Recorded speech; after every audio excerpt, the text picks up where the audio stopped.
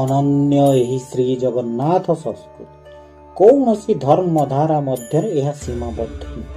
ବିଭିନ୍ନ ଧର୍ମର ସମନ୍ୱୟରେ ପ୍ରତିଷ୍ଠିତ ଜଗନ୍ନାଥ ସଂସ୍କୃତି ସବୁ ସଂକୀର୍ଣ୍ଣତା ଊର୍ଦ୍ଧ୍ୱରେ ଏହାର ସଂସ୍କୃତି ଓ ପରମ୍ପରା ସ୍ୱତନ୍ତ୍ର ଶ୍ରୀମନ୍ଦିରର ରୀତିନୀତି ପ୍ରଥା ଓ ପରମ୍ପରା ଅନନ୍ୟ ଏହି ପୀଠର ମହାତ୍ମ୍ୟ ଶ୍ରୀମନ୍ଦିରକୁ କେନ୍ଦ୍ର କରି ଗଢ଼ି ଉଠିଛି ଅନେକ ମନ୍ଦିର ମଠ ଆଉ ମଣ୍ଡପ। ଶ୍ରୀଜୀଉଙ୍କ ନୀତିକାନ୍ତି ସହିତ ଏହି ସବୁର ନିବିଡ଼ ସମ୍ପର୍କ ରହିଛି। ଶ୍ରୀମନ୍ଦିର ବେଢ଼ା ଭିତରେ ଓ ବାହାରେ ଅନେକ ମଣ୍ଡପ ନିର୍ମାଣ କରାଯାଇଛି। ଏହି ସବୁ ମଣ୍ଡପ ସହ ଶ୍ରୀଜୀଉମାନଙ୍କ ବିଭିନ୍ନ ନୀତିକାନ୍ତିର ଗଭୀର ସମ୍ପର୍କ ରହିଛି। ବିଭିନ୍ନ ସମୟରେ ନିର୍ମିତ ଏହି ସବୁ ମଣ୍ଡପ ଗୁଡ଼ିକରେ ମହାପ୍ରଭୁଙ୍କର ଯାନିଯାତ୍ରା ବିଶେଷ ରୀତିନୀତିରେ ଗୁରୁତ୍ୱପୂର୍ଣ୍ଣ ଭୂମିକା ରହିଛି। ପ୍ରତିଟି ମଣ୍ଡପର ବିଶେଷତ୍ୱ ସ୍ୱତନ୍ତ୍ର। ଶ୍ରୀ ଜଗନ୍ନାଥ ମନ୍ଦିରର ଅବସ୍ଥିତ ଏହି ମଣ୍ଡପର ମହାତ୍ମ୍ୟକୁ ନେଇ ଏଥର ସ୍ୱତନ୍ତ୍ର ଉପସ୍ଥାପନା ଶ୍ରୀକ୍ଷେତ୍ରେ ମଣ୍ଡପ। ସମଗ୍ର ଶ୍ରୀମନ୍ଦିର ପରିସରକୁ ନୀଳାଦ୍ରି ବା ନୀଳକନ୍ଦର ବୋଲି ଅଭିହିତ କରାଯାଏ ଏବଂ ଏହାର କେନ୍ଦ୍ର ଥିବା ଦାରୁଦିଅଙ୍କର ଆସ୍ଥାନ ସ୍ଥାନକୁ ନୀଳାଦ୍ରି ମଣ୍ଡପ ରୂପେ ଚିହ୍ନିତ କରାଯାଇଅଛି। ଏହି ତିନି ଠାକୁରଙ୍କ ମୁଣ୍ଡ ଉପରେ ଝୁଲୁଥିବା ସୁଦୃଶ୍ୟ ଚାନ୍ଦୁଆକୁ ତ୍ରିମୁଣ୍ଡି ଚାନ୍ଦୁଆ କୁହାଯାଏ। ନୀଳାଦ୍ରି ମଣ୍ଡପର ପୂର୍ବ ଭାଗରେ ଜଗମୋହନ ଏବଂ ଜଗମୋହନର ପୂର୍ବ ଭାଗରେ ନାଟ ମଣ୍ଡପ ଅବସ୍ଥିତ। ନାଟ ମଣ୍ଡପରେ ଚାରି ଧାଡ଼ିରେ 16 ଗୋଟି ଚତୁଷ୍କୋଣ ସ୍ତମ୍ଭ ରହିଛି। ପ୍ରତ୍ୟେକ ସ୍ତମ୍ଭରେ ବିଭିନ୍ନ ଦେବଦେବୀଙ୍କର ଚିତ୍ର ଅଙ୍କାଯାଇଛି ଏବଂ ଏହି ଚିତ୍ରକୁ ଏହି ବିରାଜିତ ଦେବାଦେବୀ ମାନଙ୍କୁ ପୂଜା ପଣ୍ଡା ମାନେ ପୂଜାର୍ଚ୍ଚନା କରିଥାନ୍ତି। ମଣ୍ଡପର ମଧ୍ୟ ଭାଗରେ ପୂର୍ବ ଦିଗ ଆଡ଼କୁ ଗରୁଡ଼ ସ୍ତମ୍ଭ ଅବସ୍ଥିତ।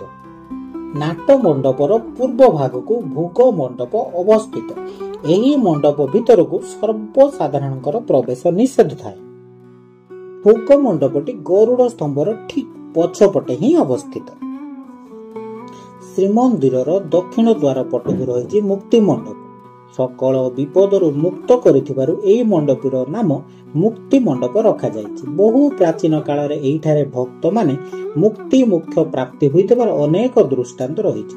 ଏହି ମଣ୍ଡପର ଦୈର୍ଘ୍ୟ ଓ ପ୍ରସ୍ଥ 38 ଫୁଟ। ଏହି ମଣ୍ଡପରେ 16 ଶାସନର 16 ବ୍ରାହ୍ମଣ ବସି ବେଦପାଠ କରନ୍ତି ଏବଂ ଜଗତର ସମସ୍ତ ପ୍ରକାର ନ୍ୟାୟ ମୀମାଂସା କରିଥାନ୍ତି।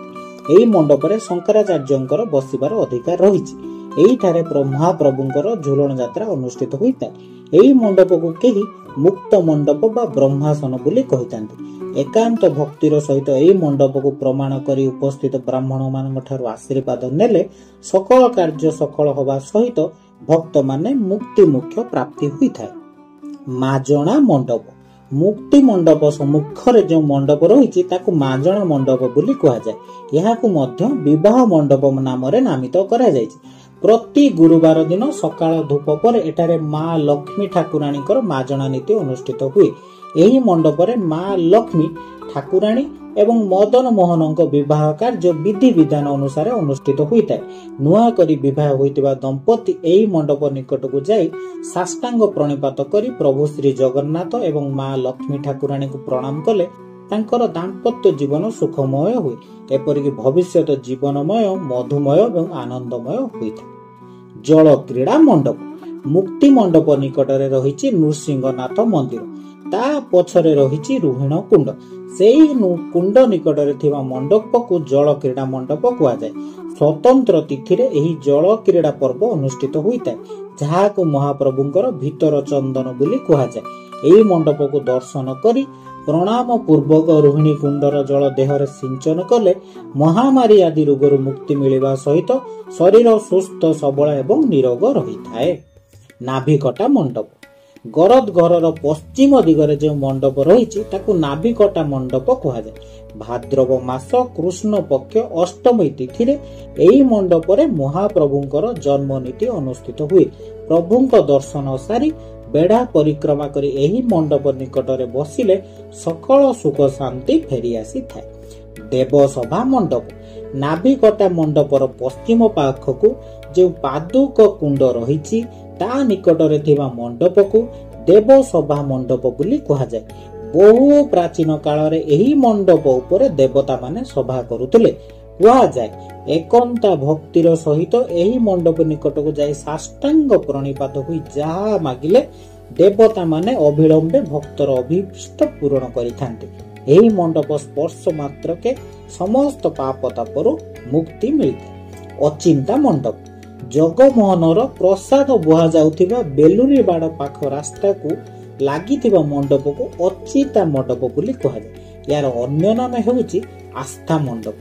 ଏଇଠାରେ ପ୍ରତିଦିନ ଶ୍ରୁତି ପାଠ ଓ ଭଜନ କୀର୍ତ୍ତନ କରାଯାଏ।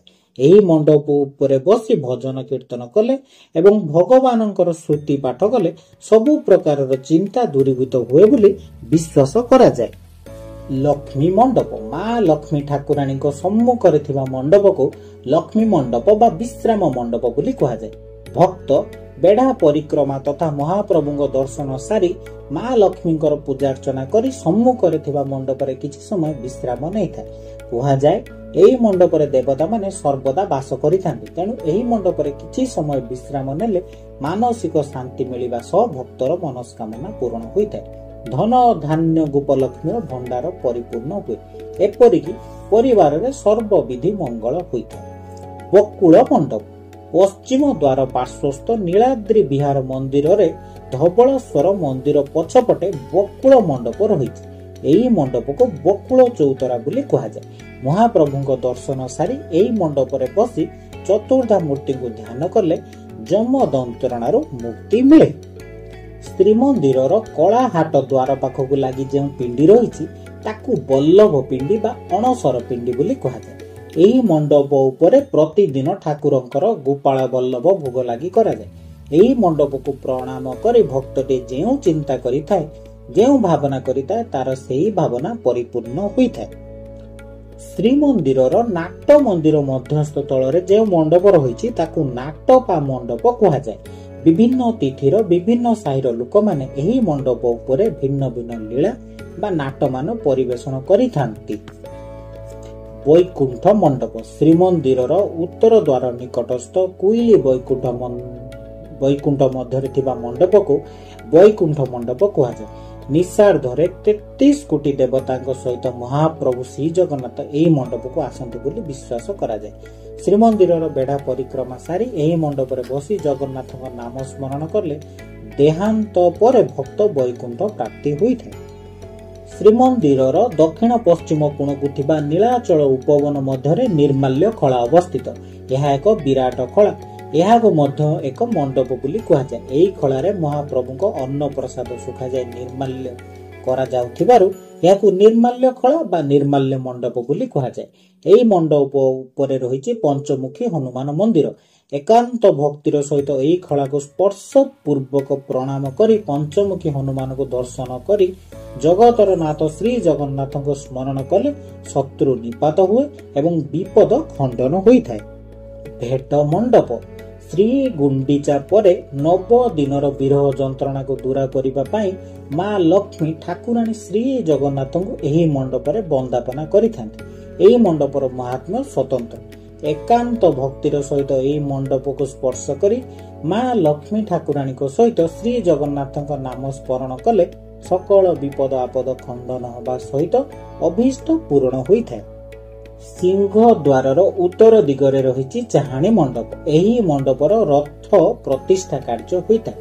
ରଥଯାତ୍ରା ପୂର୍ବରୁ ଶ୍ରୀନଅର ନିକଟକୁ ରଥ ନେବା ସମୟରେ ମା ଲକ୍ଷ୍ମୀ ଠାକୁରାଣୀ ଏହି ମଣ୍ଡପ ଉପରେ ବସି ନନ୍ଦିଘୋଷ ରଥକୁ ଚାହିଁ ରହିଥାନ୍ତି। ସ୍ନାନ ମଣ୍ଡପ ଚାହାଣୀ ମଣ୍ଡପର ଉତ୍ତର ଦିଗକୁ ଆନନ୍ଦ ବଜାର ନିକଟରେ ରହିଛି ସ୍ନାନ ମଣ୍ଡପ। ଜ୍ୟେଷ୍ଠ ମାସ ପୂର୍ଣ୍ଣିମା ବା ସ୍ନାନ ପୂର୍ଣ୍ଣିମା ଦିନ ମହାପ୍ରଭୁ ଏହି ମଣ୍ଡପରେ ସ୍ନାନ କରିଥାନ୍ତି। ସୁନା କୂଅରୁ ପାଣି ଅଣାଯାଇ 108 ଗରା ପାଣିରେ ପାରମ୍ପରିକ ବିଧି ଅନୁସାରେ ମହାପ୍ରଭୁଙ୍କୁ ଏହି ମଣ୍ଡପରେ ସ୍ନାନ କରାଯାଏ। ଶ୍ରୀମନ୍ଦିରର ଆନନ୍ଦ ବଜାର ମଧ୍ୟରେ ଯେଉଁ ମଣ୍ଡପ ରହିଛି ତାକୁ ପ୍ରସାଦ ମଣ୍ଡପ ବୋଲି କୁହାଯାଏ। ଏହି ମଣ୍ଡପରେ ମହାପ୍ରଭୁଙ୍କର ମହାପ୍ରସାଦ ବିକ୍ରୟ କରାଯାଏ। ପ୍ରସାଦ ସେବନ ପାଇଁ ଏଠାରେ 2ଟି ମଣ୍ଡପ ପରିଲକ୍ଷିତ ହୋଇଥାଏ। ମନ୍ଦିରର ବାହାରରେ ଉତ୍ତର ପୂର୍ବ କୋଣରେ ଥିବା ବେଦୀକୁ ଦୋଳ ବେଦୀ ବୋଲି କୁହାଯାଏ। ଏହାର ଅନ୍ୟ ନାମ ଦୋଳ ମଣ୍ଡପ। ଫାଲ୍ଗୁନ ମାସରେ ଏହି ବେଦୀରେ ମହାପ୍ରଭୁଙ୍କର ବିଭିନ୍ନ କାର୍ଯ୍ୟ କରାଯାଇଥାଏ। ଏକାନ୍ତ ଭକ୍ତିର ସହିତ ଏହି ଦୋଳ ବେଦୀକୁ ପ୍ରଣାମ କଲେ ସକଳ ସୁଖ ଶାନ୍ତି ପ୍ରାପ୍ତ ରାହାସ ମଣ୍ଡପ। ଏହି ପବିତ୍ର ମଣ୍ଡପ ଶ୍ରୀମନ୍ଦିରର ଦକ୍ଷିଣ ପାର୍ଶ୍ୱରେ ଥିବା ବଟ ଗଣେଶ ମନ୍ଦିରର ପାର୍ଶ୍ୱବର୍ତ୍ତୀ କଳ୍ପବଟ ବୃକ୍ଷ ମୂଳେ ଅବସ୍ଥିତ। ଏହି ମଣ୍ଡପରେ ଅତି ବଡ଼ି ଜଗନ୍ନାଥ ଦାସ ଉପସ୍ଥିତ ରହି ସଂସ୍କୃତରେ ରଚିତ ମୂଳ ଭାଗବତକୁ ସୁମଧୁର କଣ୍ଠରେ ଗାୟନ ଓ ବ୍ୟାଖ୍ୟା କରୁଥିଲେ। ମଣିମଣ୍ଡପ ଏବଂ ଖହିରକଟା ମଣ୍ଡପ। ଏବେକା ସ୍ଥିତିରେ ଏହି ଦୁଇଟି ମଣ୍ଡପର ଅବସ୍ଥିତି ଗବେଷଣା ସାପେକ୍ଷ। ଏହା କେଉଁଠି ଅବସ୍ଥିତ ଅଜ୍ଞାତ ହୋଇଥିବା ଯୋଗୁଁ ଏହାର ଗବେଷଣା ନିତ୍ୟାନ୍ତ ଆବଶ୍ୟକ। ଅନ୍ତର୍ବେଦୀ। ଶ୍ରୀମନ୍ଦିରର କଳ୍ପବଟ ଠାରୁ ସମୁଦ୍ର କୂଳ ପର୍ଯ୍ୟନ୍ତ ସ୍ଥଳକୁ ଅନ୍ତର୍ବେଦୀ କୁହାଯାଏ।